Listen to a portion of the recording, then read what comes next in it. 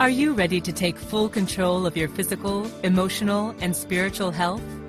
Are you ready to experience great success in your life? Health Talk with Dr. Diane, MD, will teach you the tools and strategies to help you take control of your health and inspire you to live your best life. Now here is your host, Dr. Diane A. Thompson, MD. All right, so we are so excited to welcome Dr. Jarret to our show. And as I mentioned at the top of the hour, Dr. Jarret is a board-certified pediatrician. He's also the author of this book. And I told him at the beginning that I read this while I was on the bus going to and from a location and just was intrigued. The book is called License to Live, a primer to rebuilding your life after your career is shattered. And you have this very interesting story to share. So first of all, let me welcome you to the show. Thank you very much. I feel very welcome. I appreciate the opportunity. Awesome. All right. Now, you wrote this book, and we're going to talk about some of the challenges that took you to the place of having to write this book to begin with. But I want our audience to actually get to know you a little bit. So first of all, where were you born? I was born in New Haven, Connecticut. Ah, okay. Not too far. I'm in New York, so I know Connecticut very well. And now you're a pediatrician. At what point in your life did you decide that you wanted to be a doctor and specifically you wanted to be a pediatrician? Well, the funny part of it is that as a young child, I always wanted to be a truck driver. I thought driving trucks was just the best occupation. You get to sit behind the big tractors and wheel down the road. And it wasn't until I was in middle school to high school when I decided that I was really interested in the sciences and thought that pursuing medicine may be the way to go. So I went off to study chemistry at Xavier University of Louisiana. And was at that point, I decided to take the pre-medical track. Okay. And once graduating from Xavier, I did get accepted into Case Western Reserve Medical School in Cleveland, Ohio, and went to obtain my medical degree.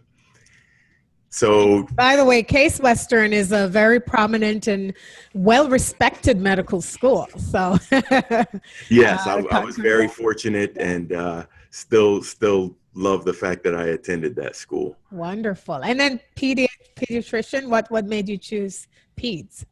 Well, I thought everything in medicine was interesting, from psychiatry to surgery and delivering babies. And in those days, the students got to help deliver babies, not quite the way it is now.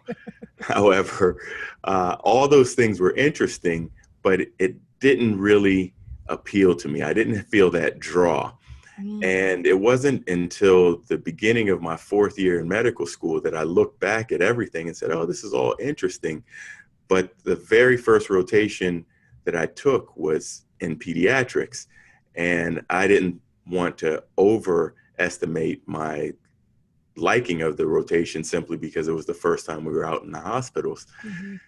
I ultimately looked back on that entire year and said pediatrics is what I enjoyed the most. It was the interaction with the children and the parents, and the fact that children really got better quickly based upon their youth. And so a combination of all those things is what really drew me into pediatrics. And after graduation, I ran out to NYU in Bellevue to complete my residency. Awesome. And you completed your residency. You started working in peds.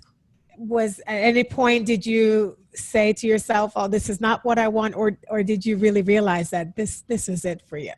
It was an immediate click. Through all the pediatric training and then getting out and practice, I knew working with families, particularly families in underserved communities, and really helping keep children healthy is exactly what I wanted to do. I knew general pediatrics was the way to me. I did not want to get into fellowship training or any additional specialties. I just knew that taking care of kids and their families was the exact calling for me. And that's the best kind of doctor you want, is one who is actually practicing the area of medicine that they really, really are passionate about. Now, here you are, loving what you do, doing well at it, and actually you had some role in administration as well, right?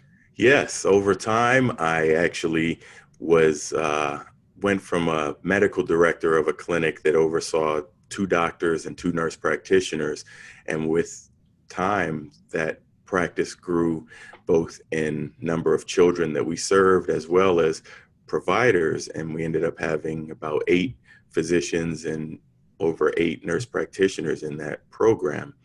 But the leadership didn't stop there. It actually went on into being the division chief of general pediatrics. And ultimately, I was asked to be the president of the medical staff of an 8-hospital system. Wow. So, at least on the outside, it looked like you were living this dream life, right? The career you want, a lot of leadership responsibilities, and doing well. And then things changed. What happened? You're exactly right. I was living both up to my leadership potential as well as still continuing to serve families. And I thought I was living within my purpose, doing exactly what I needed to do to fulfill my dream as a pediatrician and a professional. However, one day I had a meeting with one of the hospital attorneys, whom I met with quite often, being one of the senior physicians in the hospital system. And he came to tell me that with a look of anguish on his face, he said, Jarret, I hate to tell you this, but you're under investigation. I said, under investigation? What are you talking about? What does this mean? And he proceeded to show me some Facebook pictures of a woman and asked me if I recognized her. And I said, no, I didn't recognize her at the time. I didn't even have Facebook. I said, no, I don't know who she is. And he said, well, apparently you saw her and her infant son a couple of weeks ago, and she's claiming that you were inappropriate in the exam room with her and wants to go to the police and press charges. Wow. Wow. What was going through your mind? Oh my goodness. Everything stopped. We were sitting in one of our newer office buildings where all the meeting rooms were in glass walls. And I felt like I was in a vacuum. Everything started to become distant to me. I felt alone. I felt abandoned. I didn't really hear much else that they said to me at that time. And it was a feeling that I couldn't believe, after all that I had given to the community, to the families, to the hospital system, for someone to just come up and make up a story to betray me was just unbelievable. When you left there, and I'm presuming you had a conversation with your wife. In the book, you mentioned that your wife is a nurse, or was a nurse. She is still a nurse, right? How do you have that conversation? The whole way this happened, it was amazing, because I did have to go home from my post and was placed on a leave while the police did their investigation. And I had to go home and talk to my wife and say, hey, this had a pretty bad day today. This is what happened. Luckily, she is a tremendous supporter of me. She has been throughout me as a professional, as a person. And without her, I don't know how I would have made it through this situation. Quite frankly, she really was able to help rally me and bring me out of the fog, knowing that we had to fight this and take action to show everyone that this was not the case. And for those of you who are just joining us, welcome to Health Talk with Dr. Diane, MD. I'm talking with Dr. Jarret. He's a board certified pediatrician and the author of the book License to Live, a primer to rebuilding your life after your career is shattered. And as I said to him, I read the book, the entire book, and realized that this was not just for physicians. And that's why I wanted him on this show. I always feel like when you go through something, there is a process. You figured out a way to rebuild, and someone else can learn that process. And I thought, this is a major fall. Here you are, successful. Many people see physicians as one of the most successful careers out there, right? And you are doing well, having your leadership position, and this is what you're accused of. And, we're saying that we know that right now there's this big Me Too movement where, women who have been affected by different types of sexual behaviors from men, they're coming forward and talking about it. But one of the things that we sometimes don't see is the other side, that there are some men who are accused wrongfully, right? And it really destroys them. Now, I wonder, sometimes when we go through things, something like this, where one day you're fine and the next day, there's this fall. What did it teach you about yourself? It showed me that there was an incredible strength within, and it also showed me the things that are truly important in my life. Often as professionals or physicians, we identify with our position, and everything about that position that I had, or that title as physician or president of the medical staff, was taken from me. My medical licenses were stripped from me. My DEA licenses were stripped from me. My board of pediatric certification was also in jeopardy. So all of these things were happening, and I hadn't even had a chance to make a statement yet. Wow. And that's something we don't realize, right? When accusations, especially when it comes to doctors, you lose a lot of things even before you have a chance to defend yourself. Now, you were going to say something and I interrupted you. The only thing about that is that you lose all of these things and it's very hard to get them back. So I went through a process of about 16 months of time in which I was fighting, trying to get my medical licenses back. It ultimately went to my arrest, and I was out on bail for the majority of that time. And ultimately, I did receive my medical licenses back. In fact, the Board of Medicine did their investigation and sent my medical license back even before I had my criminal trial. And it was very clear what was going on both to me and the jury in that criminal trial, that I was fully exonerated and was able to walk out of there. However, the damage had been done from the initial assault.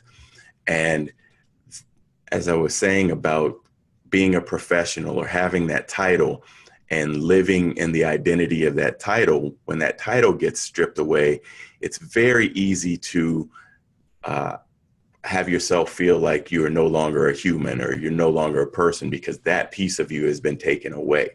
However, I used it as an opportunity to dig deep within me and my wife and my children and my family and my friends and find all of those support systems that help keep me up during this time. And it helped me realize that, well, yes, having a successful career is something that everyone would like to have, but that's not the only thing in life. So there are much more to life as far as relationships and friendships that are much more important than your career. I'm so glad you said that. We've seen even here in New York where high profile doctors, a CEO of one of the Caribbean bakeries that we know here, actually ended up committing suicide because, many times we know that people feel so attached to whatever that title is, or however people saw them. And when something comes along that threatens that, many times people don't have a sense of how do I handle that situation. So again, good for you that you were able to sort that out, that when everything else was stripped away, that Dr. Jarret, Jarret the person, the husband and the father and all of that was still present. I wonder though, you mentioned that your wife was very supportive. What about your colleagues? I know sometimes that can be tricky. So were people supportive? Were they avoiding you? Were they looking at you with an eye of suspicion? I mean, what was going on there? Due to the fact, the way this is happening, and unless you've ever been in a criminal justice system before, you don't understand how, although the concept is innocent until proven guilty, the whole context around the criminal justice system is that you are guilty and then you have to prove yourself innocent. And in this case, I know that there were probably a handful of people that said, okay, they believed the news report and just went with that. But there were also a number of people on the other side that knew that this wasn't true. And whether they had worked alongside of me or with me or had known me over the years, they knew this wasn't true. And many of them attempted to do what they could to support. However, when you're caught up in the bureaucracy of a large hospital system, it makes it difficult for anyone to reach out, even though they don't believe the allegations and didn't think they held any weight whatsoever.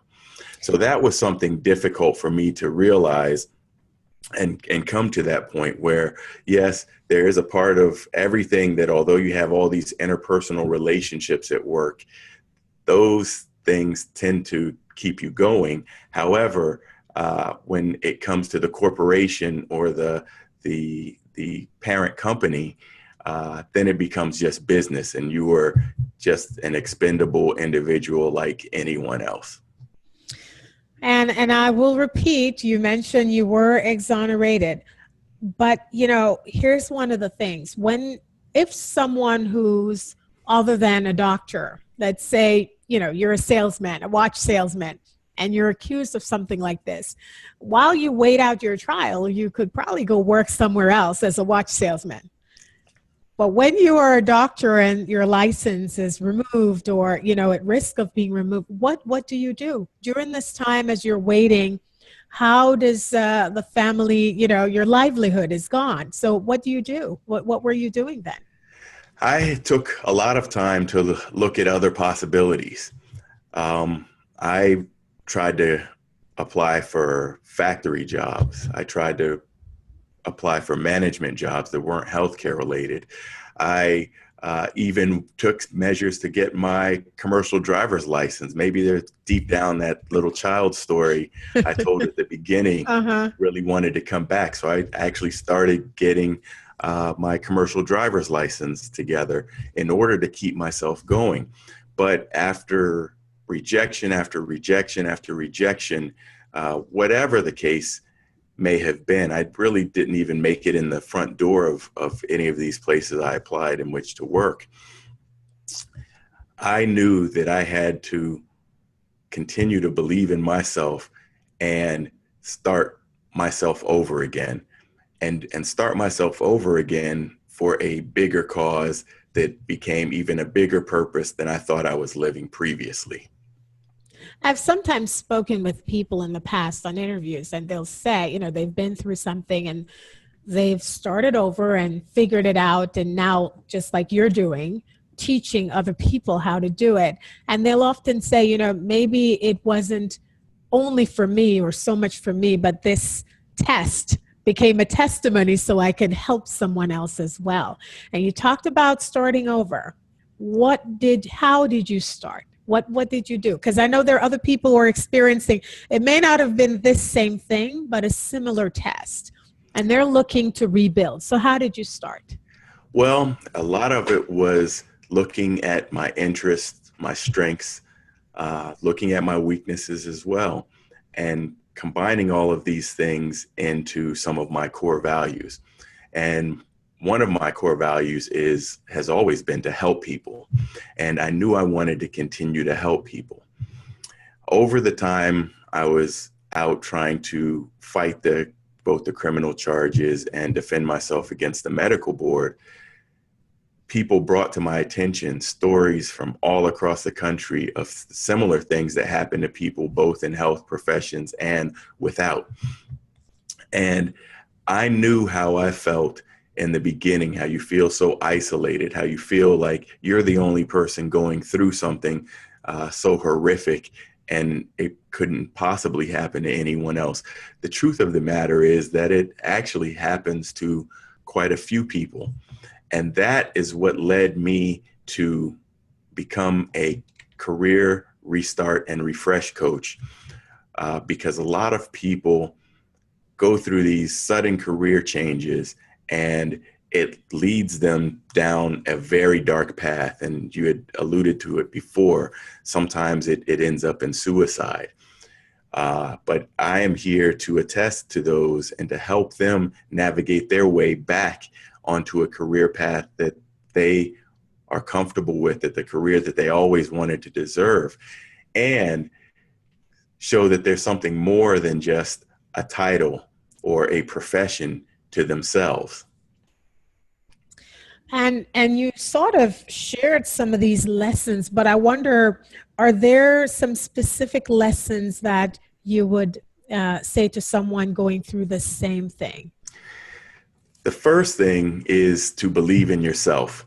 You must believe in yourself, because there are going to be times where people may not believe in you, whether it's as big as the judge and the jury that had to listen to my story, or the community that you're around, or perhaps your faith community. Any of these things can really work against you if you're not keeping yourself in the right mindset. So the first thing you have to do is believe in yourself. Additionally, one of the biggest things that helped me was to make sure you were surrounding yourself with your supporters and your core group of people. And that would include your family, your friends, those that will help motivate you. Perhaps even having a coach along the way can help open your vision, because particularly as physicians, we come into the core, and many professionals do when they have advanced professional training, you get into your flow of your everyday work life, and you're doing what you're supposed to do. You're doing it at a very high level. You're achieving, you're succeeding, and you almost get into a narrow tunnel vision like focus where you can't see everything along the horizon. So taking that step back to see everything that's on the horizon will help you understand that you actually have a place bigger on this earth that's just in that narrow focus of your traditional career. Excellent. Now, I'm curious, by the way, with the accuser, did anything come of that? No. After she walked away from the courthouse, and I never heard from her again. The presumption is that there could be a civil suit or something, because it seemed pretty apparent that this was all about money in the first place. Wow. And unfortunately, I'll just have to wait and see it. Although it's been a couple of years since the criminal trial, I don't even know what the statute of limitations are for a civil suit. So there could be something anyway. However, I don't let those things slow me down or hold me back, because I know what happened in that exam room that day, and it certainly was nothing sexual. It certainly was nothing that was illegal or even offensive to anyone. So I know what the truth of the matter is, and I'm comfortable with that truth. And I will continue to help others, because really there's not a week that goes by that someone contacts me with a sudden career issue or a sudden change in their heart or their desire to work a full career, that I'm able to help people on a completely different scale that really translates to helping even more people than I did when I was seeing patients individually day by day. And it's really a shame that you can, with accusation, can get your career totally destroyed, especially for medicine, because a physician myself, I know you spend so many years. It's a major sacrifice in terms of time and money, and just to have it gone, with accusations, and then to still, in a sense, I know you've moved along and you're doing bigger things, but it's still, in a sense, being held a little bit hostage because you don't really know what's to come. I just find that that's really sad that our system is set up that way. You mentioned that you are now helping people. So tell me, for those who are listening in, what type of people do you help, and what sort of help do you offer? So one of the things that I love to do the most is work individually, one-on-one with an individual who is going through a career change. I have worked with healthcare professionals, whether they're nurses, pharmacists, other physicians. I've also worked with people outside of the healthcare industry. And the key to all of their stories, whether they are dramatic and involved maybe a medical board action or not, is that they have done what they could do in this career that they presently have, and they don't feel fulfilled in the way that they want to. So it's almost like they have plateaued in their career and are looking for something else. A lot of the individuals that I've helped also have had some sort of black eye, so to speak, on their career, whether it had been a mistake that they made in their career, or perhaps I've helped several people that have been in the same situation as me, that actually had a negative action placed against their medical license in a temporary manner. So helping people understand that there's so much more than that license or that certification, and taking a moment to step back, because although it feels like the biggest assault on you when you're being treated in a criminal-like fashion against, whether it's a medical board or the FCC or you name your certifying body, it feels like such a penalty against you, and it's taking a part of you away. It's something that you can move on from. It's something that you can rise again, and you can achieve to new heights that you never even dreamed of before, because you weren't put in that situation. And I am so sorry that you've had to go through all of this, but again, sometimes it is that test that becomes a testimony that is therefore able to help others. Because the truth is, if someone had said, leave your job and do what you're doing now, you'd say, are you crazy? But here you are helping people to repair and rebuild because you've had to go through the same thing. I often love to leave my listeners with a tip of the week. You've shared so much already, but I wonder, in terms of, again, rebuilding. And again, the book is called License to Live, A Primer to Rebuilding Your Life After Your Career is Shattered. In terms of rebuilding, if you were to say the single most important thing, what would that be? Really, first and foremost would be get reconnected with your faith.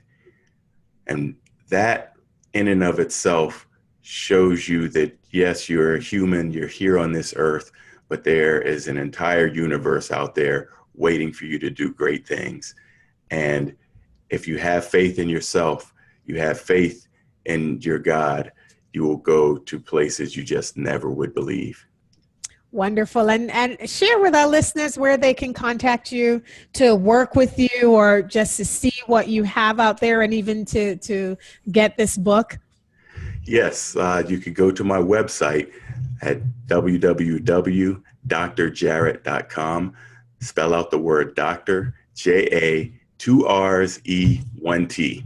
And if you would like, you could even have one of my audiobooks. It's a free audiobook I have out there for all of your listeners, 5 essential strategies to get your career back on track. You can go get that free audiobook at 5strategies.co.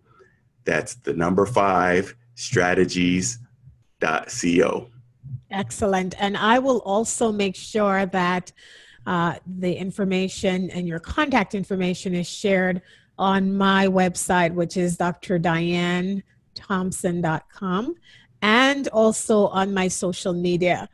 I really thank you so much for coming on and for sharing your information. As I said, over the years, I've seen folks where people have gone through less than what you've gone through, and it's completely destroyed them. And so those moments when I'm able to see someone who's able to rise despite all of that, it really touches my soul. And I know that there's someone else who's listening in who probably was struggling a lot, and your success means for them that they can get up and they can rebuild. So thank you for doing that, and not only just taking care of yourself, but now being out there helping someone else to make it. Thank you for doing that. Thank you for having me and allowing me to do that. Excellent. All right. Thank you so much. And for our listeners, thank you for listening. And as I share with you each week, your health is your wealth. So have a great evening. Thank you, Dr. Jarret. Thank you. You have been listening to Health Talk with Dr. Diane, MD, on 1570 AM WIGO. Please tune in every Thursday at 6 p.m. Eastern Standard Time for the best in inspirational health information.